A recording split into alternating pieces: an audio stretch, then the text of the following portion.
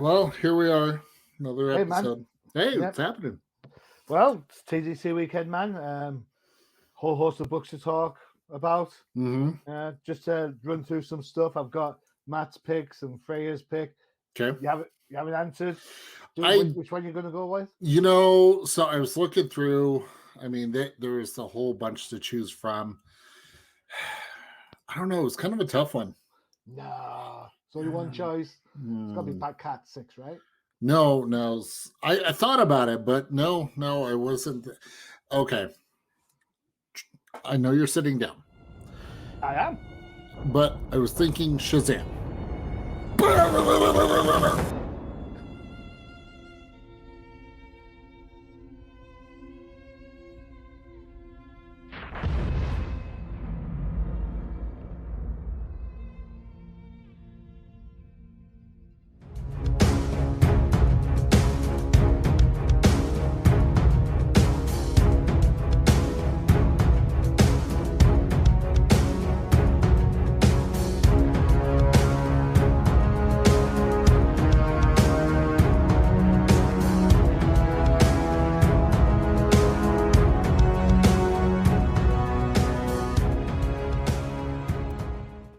Welcome, everyone, to another episode of the Definitive Crusade. As always, I'm your host, Johnny the Machine Hughes. And as you saw, Josh saying the magic word gets himself kicked off the pod.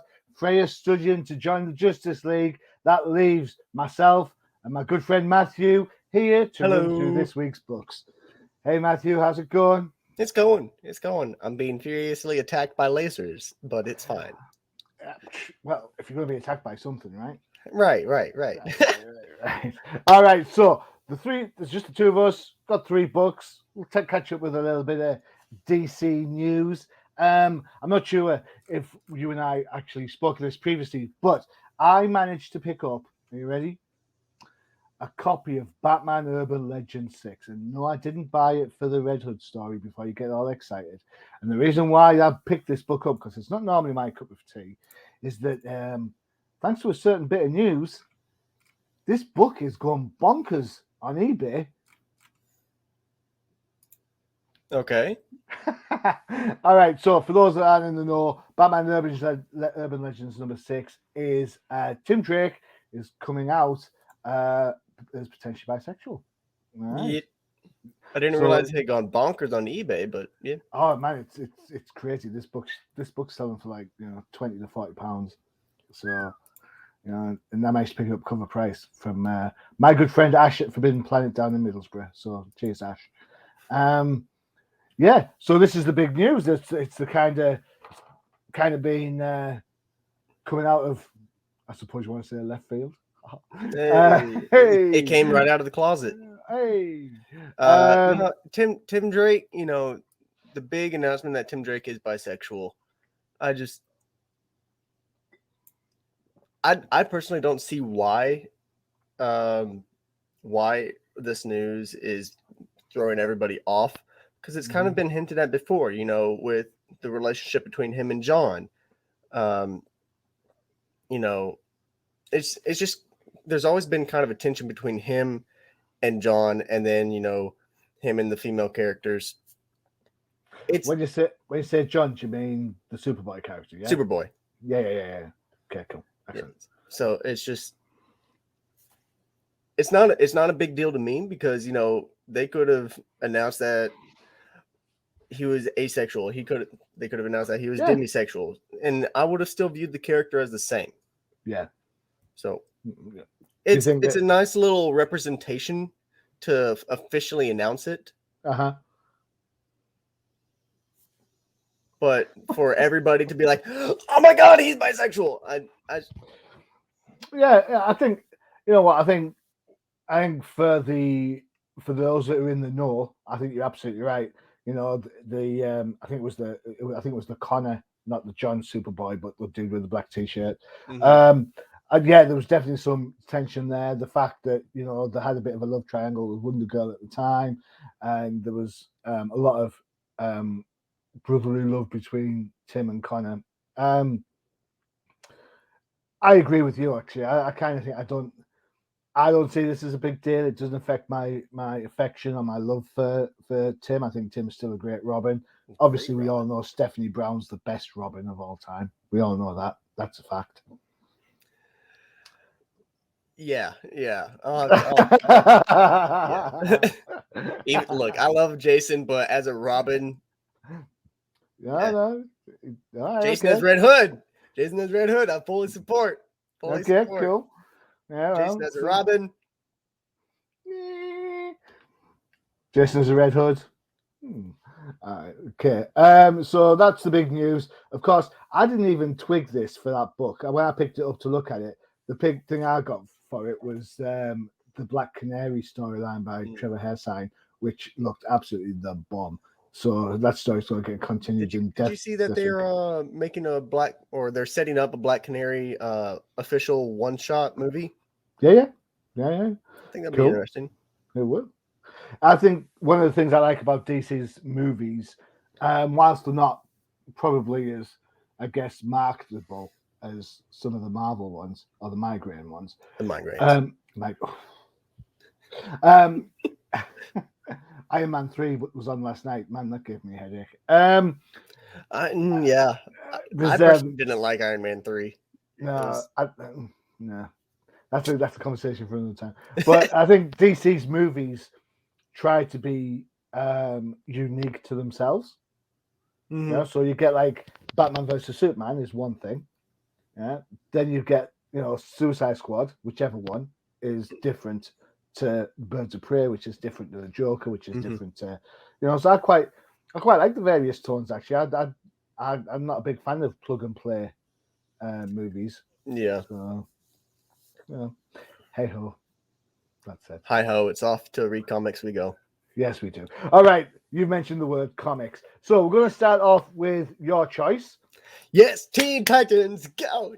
So look, I absolutely love Teen Titans. I know that some people on this podcast are, as soon as I say that, they're like, what are you talking about? Hey, just because Josh loves Teen Titans, he will be gutted that he's missed this book out, I'm sure. Right. Yeah. So this isn't your regular Teen Titans Go book. This is we're looking at the Free Comic Book Day comic that came out. It's Teen Titans. Beast Boy loves Raven. Oh, it's super sweet and cute. So it's written by Cami Garcia, art by Gabrielle Piccolo, depending on how you want to say it. David Calderon provides the colors, and letters are by Gabriella Downey. I've got to be honest. I mean, I know you say you like the Titans and stuff, but this book seems a little bit out there for a choice. Why did you go for this one? Well, when I first saw it on the list, I was like, "Oh, Teen Titans! We haven't discussed Teen Titans in a minute." So there is a reason for that.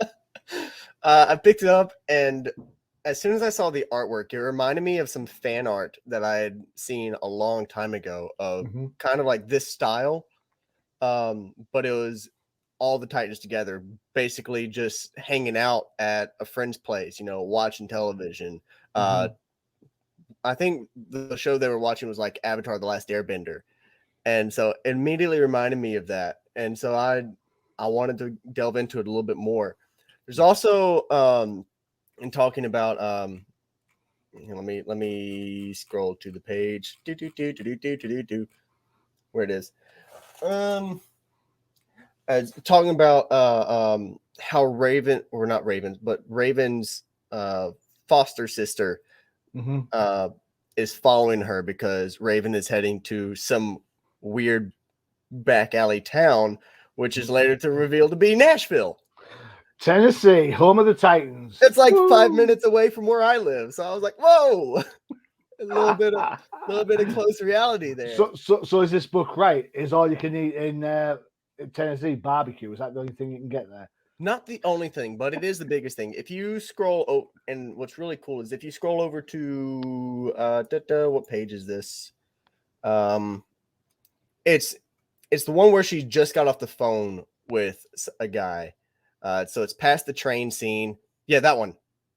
That's actually other than the names of the restaurants, but that's actually the strip out of downtown Nashville with with the old hockey rink in the background.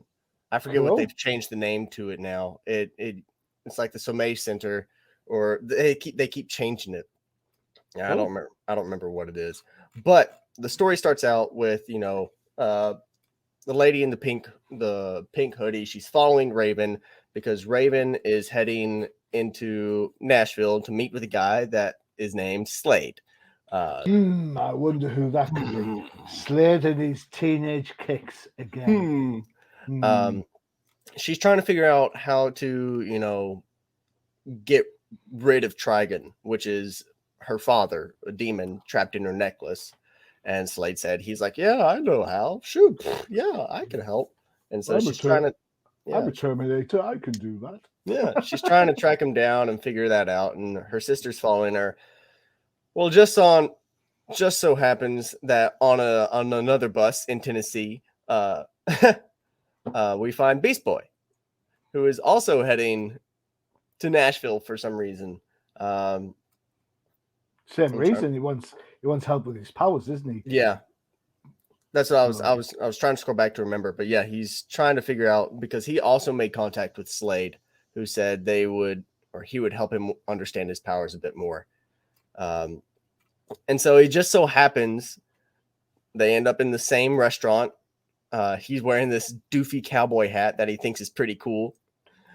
And he's like, as soon as he sees Raven, he's like, oh my gosh, I'm guessing. I think I'm in love. I need an excuse to talk to her. Yeah. And then Raven's like, he's kind of cute, minus the hat, which is on point for Beast Boy,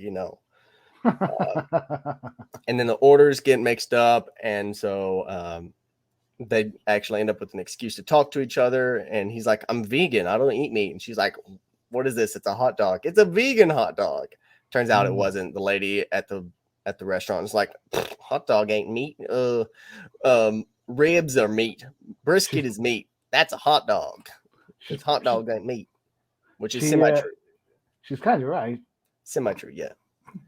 And then he loses Raven, says, there goes my dream girl. And then someone swipes something from Raven, and it's just her and Beast Boy kind of just finicking around for 2 days because Slade apparently isn't in Nashville.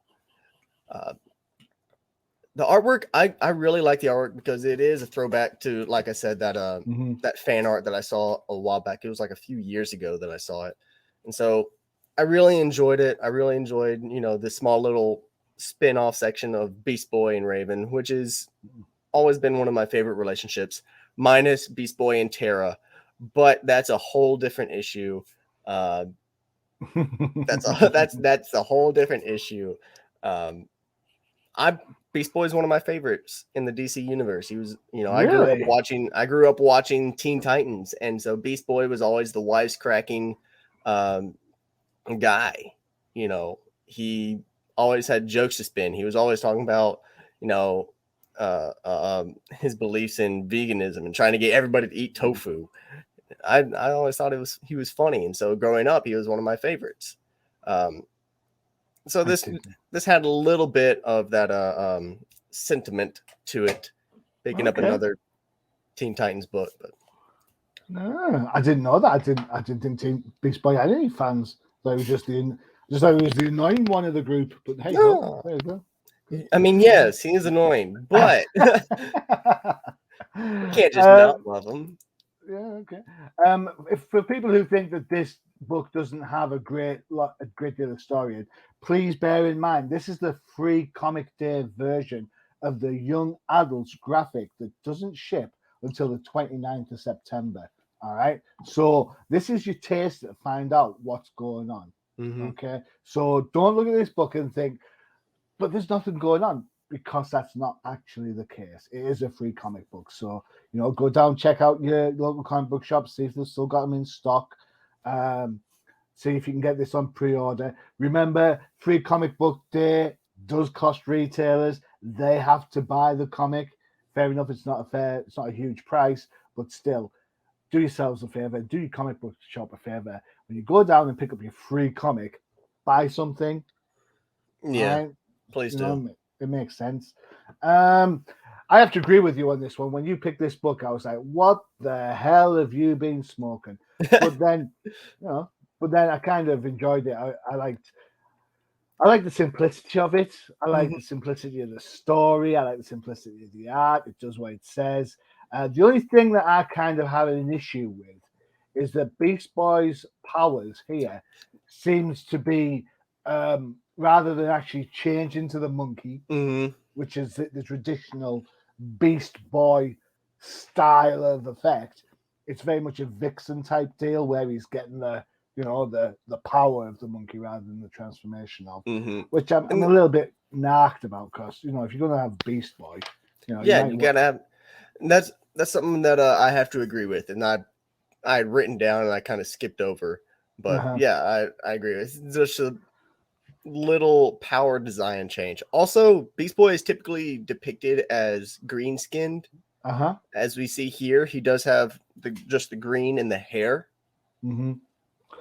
So this could be a little bit of a nod to the Netflix for the UK, the Netflix. Okay. Over in the States, it's HBO. So the Titans TV show. Yeah. The fact is, the guy playing Beast Boy on the show is not green skinned. It's not, Corey's not orange skinned. Right. So they've kind of gone a different way to try and sell that, I suppose. But Different design change. Yeah. It maybe fits with like a cross media purpose rather than just going straight up with comics. What I do find odd is obviously this is a pre-teen, well, it's a teen book, so it's a young adult book. Would young adults necessarily be watching Titans because it's a lot darker than this? I don't know, but hey ho.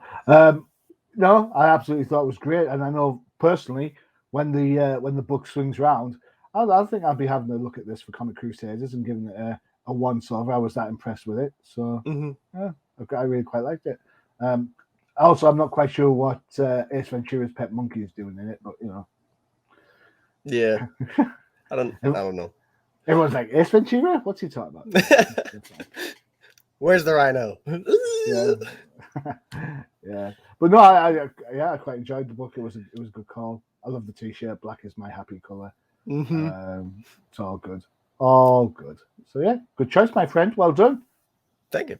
Yeah. It's a good thing Freyja's not here, otherwise she'd rip it apart. And I don't know. She may like it. She may have liked it. Who knows? I think if I remember correctly, I think Freyja's like you. I think she likes the whole Beast Boy Raven thing. If I remember correctly, it's been a while since we talked about Raven. But Who knows? Cool. So when you say that Beast Boy and Raven are your couple, are you saying that Beast Boy and Terra supersedes that? And if that's the case, if you're watching animated movies, does Raven and Robin supersede that?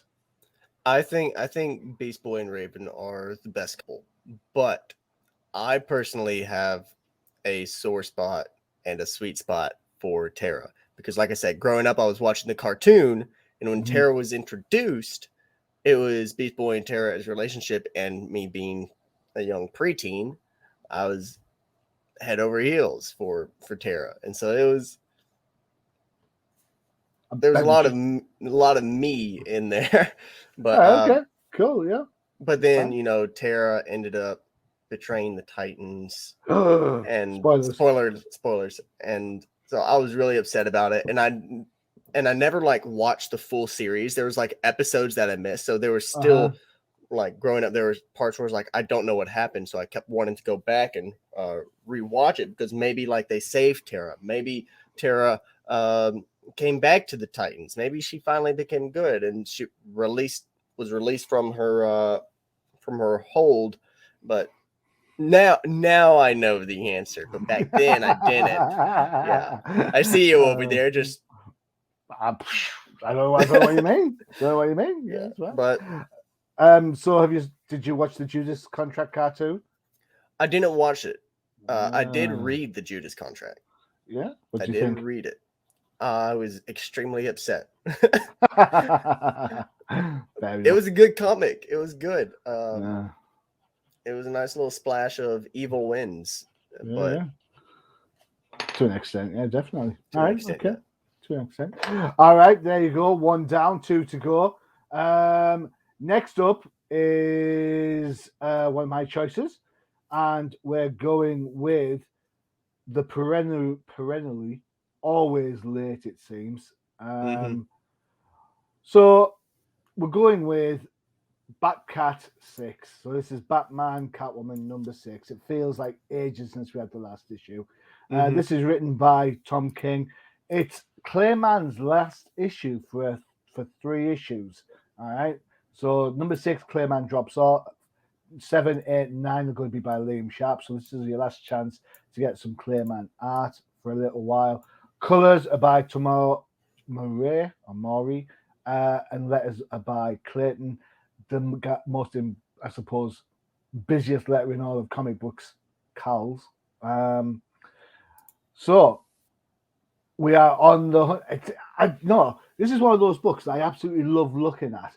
But when I start reading it, I'm like, what the hell happened last time? Because it's been that long, right? So how are you on this? Is this a win for you? Are you enjoying this run, or is it kind of just one minute too long?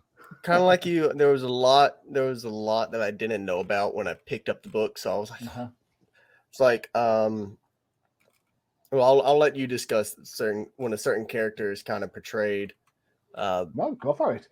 Okay. Every opinion is valid. But like old Selena Kyle, like I honestly, I didn't really read. I had a late night last night and I had forgotten to read this book, so I skimmed through it real quick. And so I was just trying to take the gist of it as much as I could before I passed out. I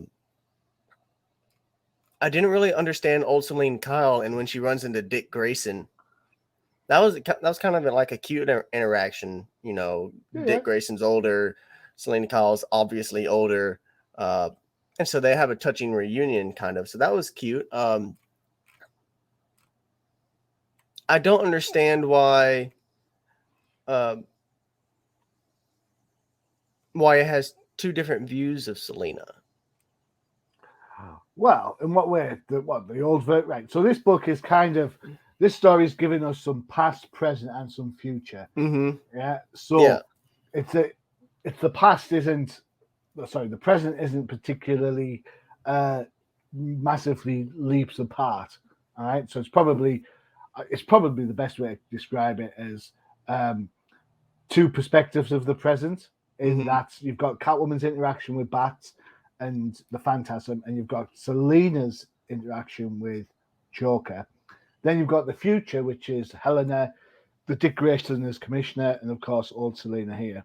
All right, so somewhere along the line, if we remember all the way back when Andrea Beaumont's son's gone missing, she thinks it's the Joker. She tasks Batman to try and find him and save him. If not, she's going to kill the Joker. That brings up this whole gap in the Batcat relationship because Selena knows some stuff about the Joker. The Joker knows some stuff about Selena. And Batman, the world's greatest detective, is kind of lost out inside the loop somewhere. Of course, we all know that the Joker's been killed. And we all know that old girl Selena pulled the trigger. How it all plays out from there is Tom King's plotting as it interweaves between all the different segments of Selena's personality, as well as the past future thing that we talked about.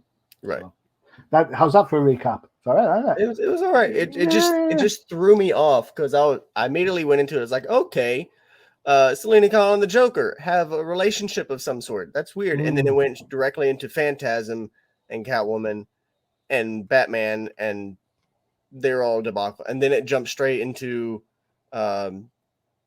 old Selena and Helena. Thank you. I was blanking on the name.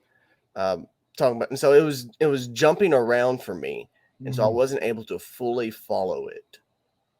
I think well, this is one of those books, Matthew. I don't know if you agree with me, but I think this is one of those stories that is probably going to read better once you've got all 12 parts. Right.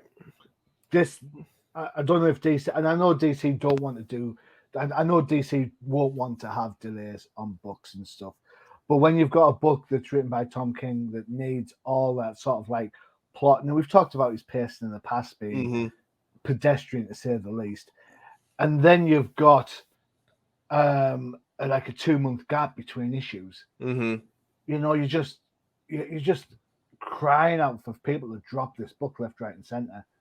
You know, so he definitely leaves you wanting more. Definitely leaves you wanting more. And I can see why it takes so long for issues to get out. It's because one, I love the artwork. Me too.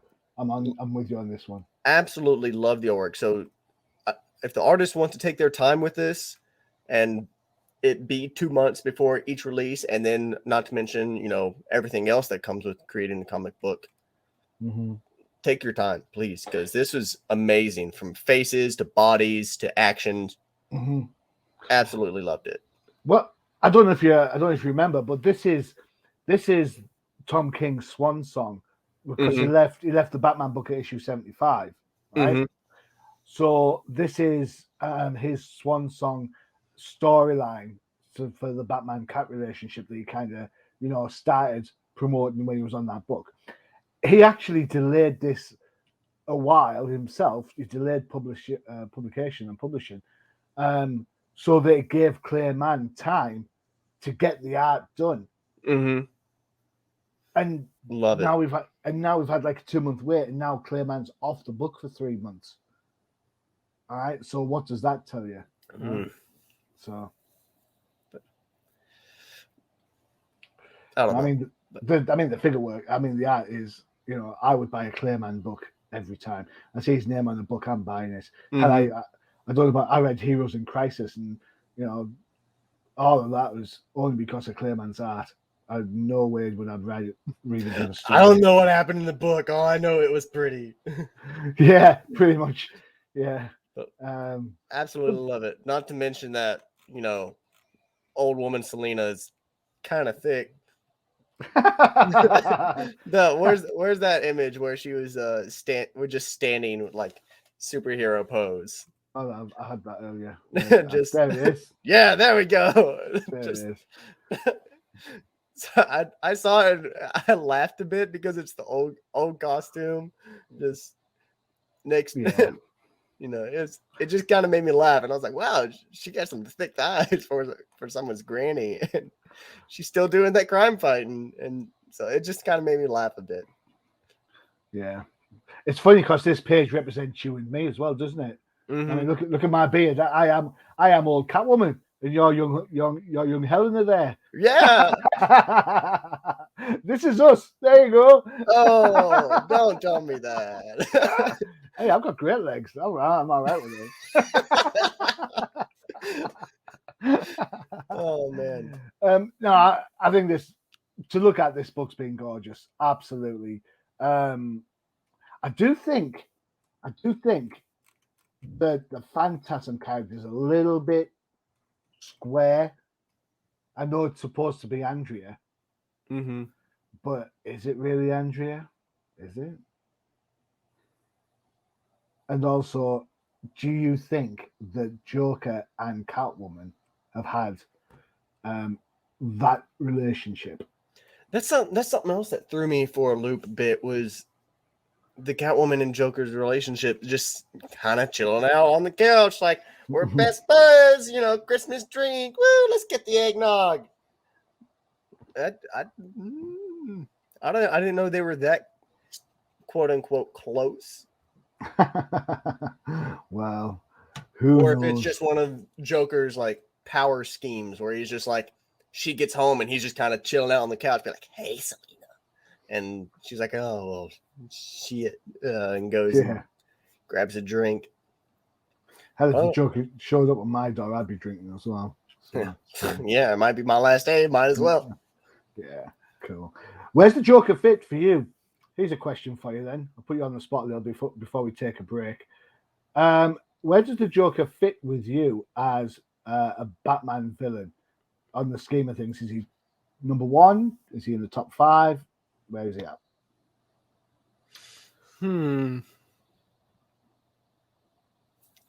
for reputation and Mhm. all that, Joker would definitely be number one. I do want to think that he is one of Batman's greatest villains. Uh-huh. Okay. I don't know. I'm very picky when I give number one spots out because I always like try to give them like number two. If I think they're one of the best, I give them number two just in case I've missed something. All right. And there's information I'm missing that might make someone else a number one. I definitely would put him as number two. I try to leave that number one gap open. Just in case. Bane would definitely be up there, in my opinion. Bane would definitely be. Never even thought of Bane. Yeah. Okay. The one who broke the bat. Ra's al Ghul. Yeah. I'd actually put Ra's above Bane. Okay. Just because Ra's has always been there trying to get, Batman to lead the League of Assassins. But, of course, Batman doesn't kill people. Yep. Okay. I don't know. I would definitely put Joker in like the number two spot. Do you think the Joker's overplayed? I do. Yeah. I definitely think Joker's overplayed. I saw a thing last night on TikTok, of all places, where it was talking about villains who weren't evil but just broken, and it showed Joker from the new movie, and I was like, that's where you're wrong, because the Joker is evil, not just a broken person. See, all I see on TikTok are girls changing shoes. I don't know what you're on the wrong. You need to quit liking those videos. That's the way the algorithm works. The more you like them, the more you see them. Oh man, damn you, YouTube! I clicked once, damn you. I'm kind of with you on this. I think the Joker probably for me is top 5.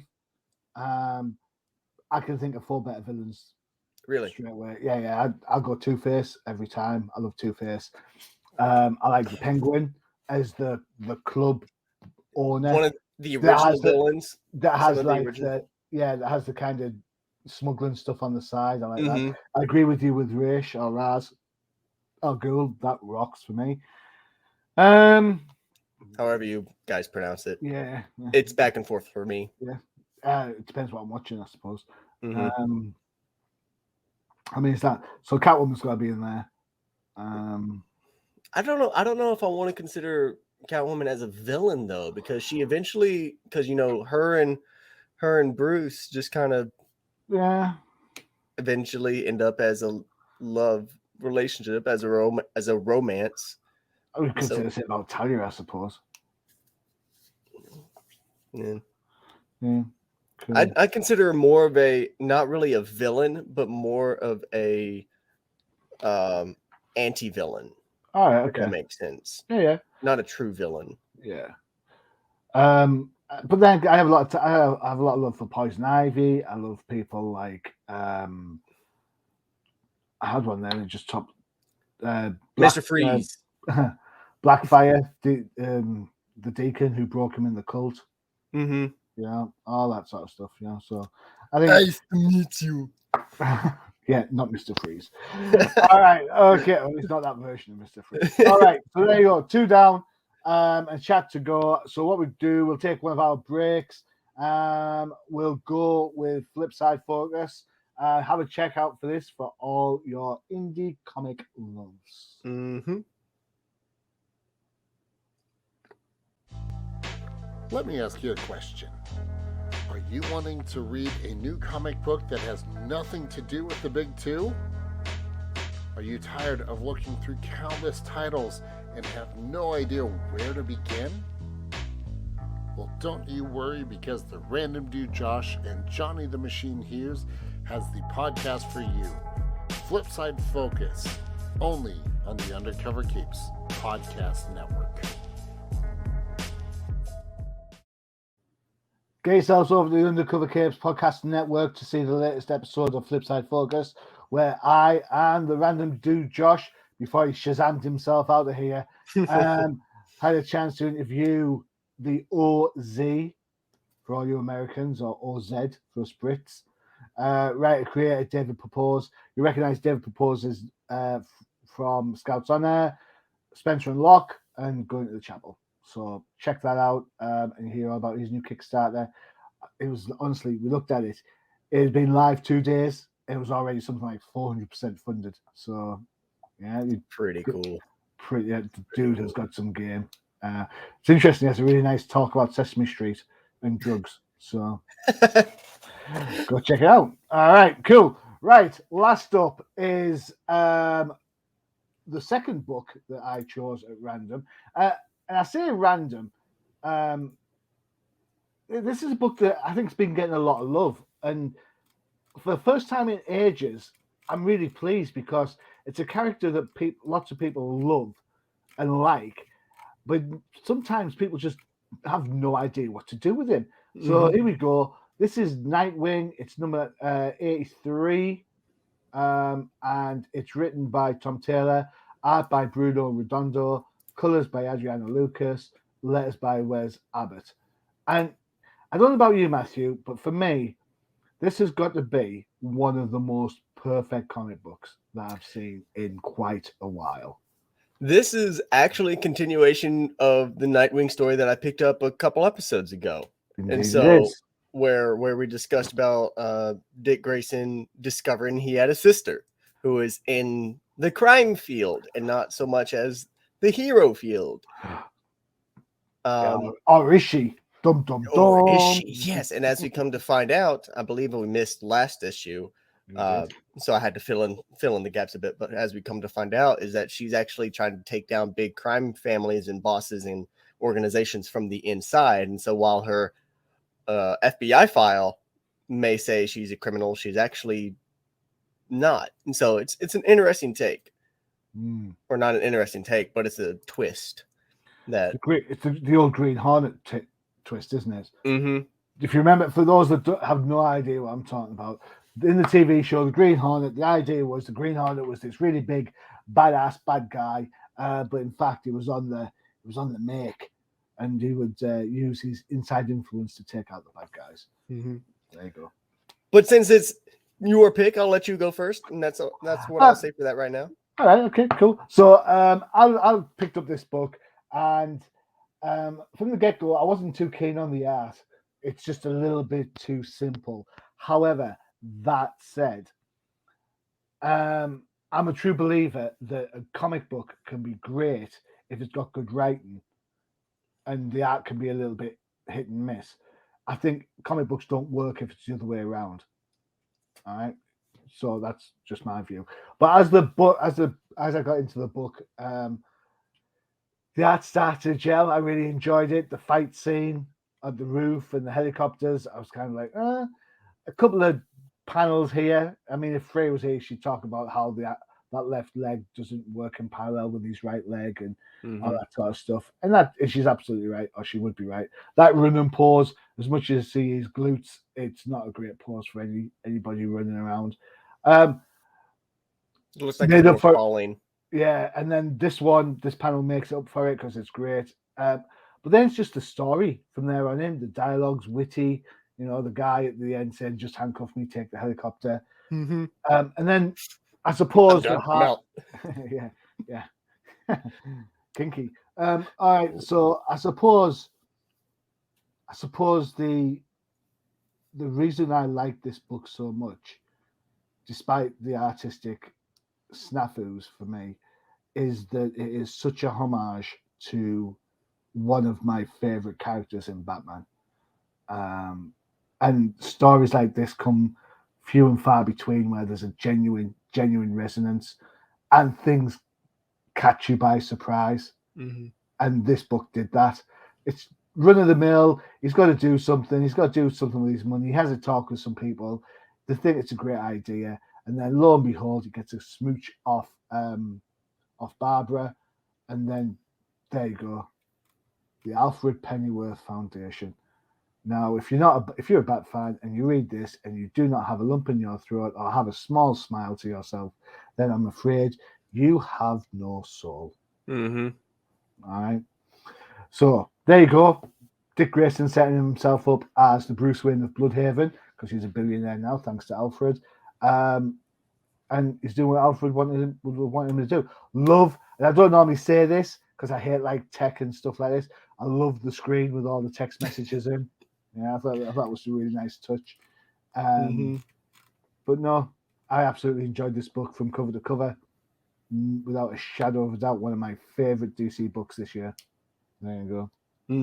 Yeah, the Robin group chat kind of made me laugh a bit.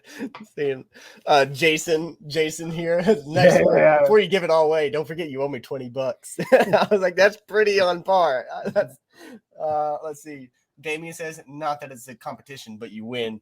Always raising the bar or higher for the rest of us. Proud of you, from Tim. And Steph just saying, wow. Yeah, that's pretty cool. Pretty cool. Cass, and then Cass with symbols. Because she's like, what? Cass with all the emotes. Yeah.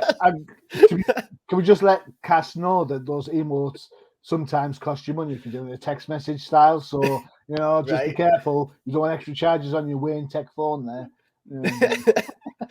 They have enough money. They can cover any charges. Ooh, but yeah, I kind of agree with you. As soon as he announced it as the Alfred Pennyworth Foundation, I went, oh, yeah. Just it was really melancholy moment. Like, wow, that's really cool, but Alfred. Don't you think it's? And it could be coming back because it's comic books and nobody stays dead, right? Unless you're Uncle Ben. But don't you think DC have handled Alfred not being around so well? I think that from the Damien storyline, with him going to Lazarus Island and taking part of the tournament there, with him dealing with Alfred's loss, to us seeing how Dick Grayson is dealing with the money that Alfred has left him. I think this is something that DC does really well, is when a character dies, they actually show the portrayal of that character missing from everybody's life, and we really get that feel, that emptiness feeling, that we know they're not there. Kind of like in Dungeons and Dragons. I love Dungeons and Dragons. I've talked about it so many times. Maybe not on this podcast, but in general. But when you're in a party, right? You have your dungeon master and then your friends. Let's say you have 4 friends. If I know that's a bit of an extension for. I was going to say I don't know 4 people. Never mind 4 friends.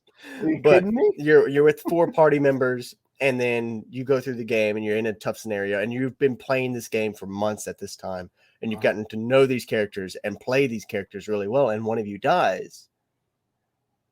It really feels that you've lost a friend. It really feels like you've lost someone, even though they're just a character. And we feel that way with Alfred. He's not there, and we really feel and mourn his loss. And that's something that's really well done. And the way Dick Grayson is handling it, his thing here, where is it? Mr. Grayson, a lot of those people have problems beyond homelessness. When Dick Grayson's talking about like trying to get everybody inside and be in a home by this time next month or next week, he's like, these people have more problems than just homelessness. Why are you starting with that? And he goes, it's getting cold. Yeah. I love that. I love the way Dick is being characterized, being portrayed in these comics, in this comic series. Really well done. Really well done. I love the fact that he goes to Superman, and Superman simply goes and, have you talked to Bruce?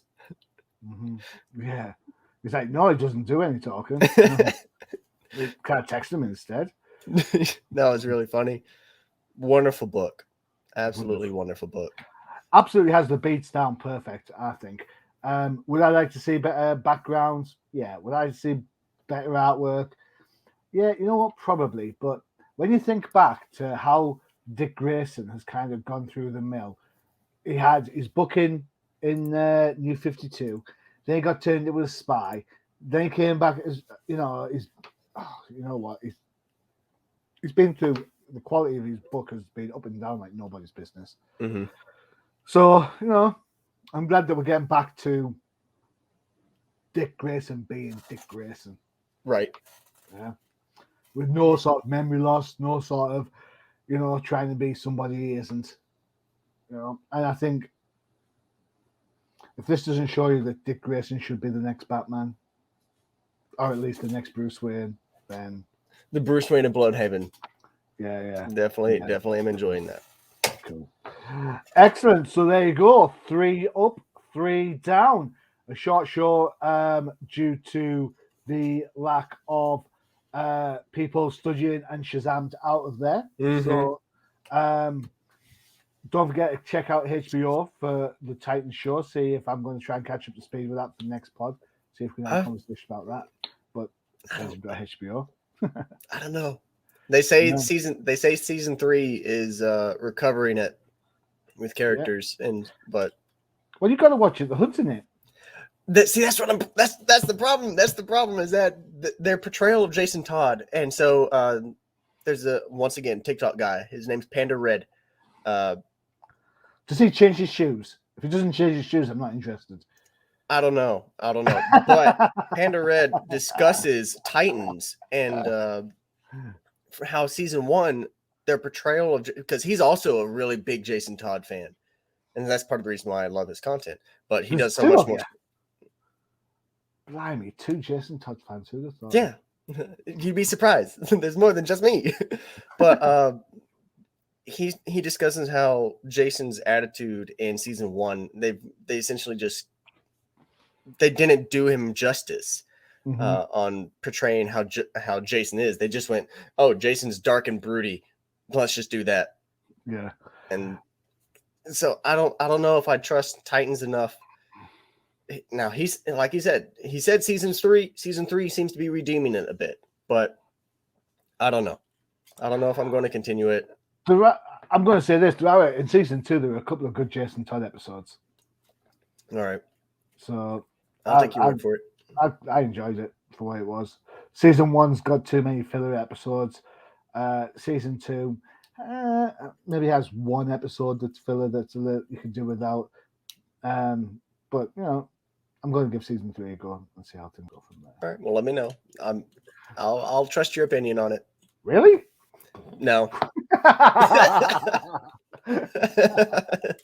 On that note. All right, don't forget to check out the UCPN for all your favorite shows, including Matthew, the Jank Think Tank, where Josh, the guy who's missing, and I discuss Magic the Gathering, and we do deck techs, combos, and gameplay, and all sorts of stuff. Cool. Excellent. If you understood what he was saying there, then that's the show for you for Defo. Come on by, hang out. Yeah. Don't forget also to check out the Old Timers Comic Book Show, where the hosts aren't old, but the comics most certainly are. And of course, our sister show, No Price Podcast, which talks about everything migraine related. Yeah. If you want to got a migraine and you need to take 2 tablets, read a DC book. Just saying. Don't take water. Matthew, thank you very much. Really enjoyed it. Excellent. Next time around, we'll be back with our usual team with more books to go through.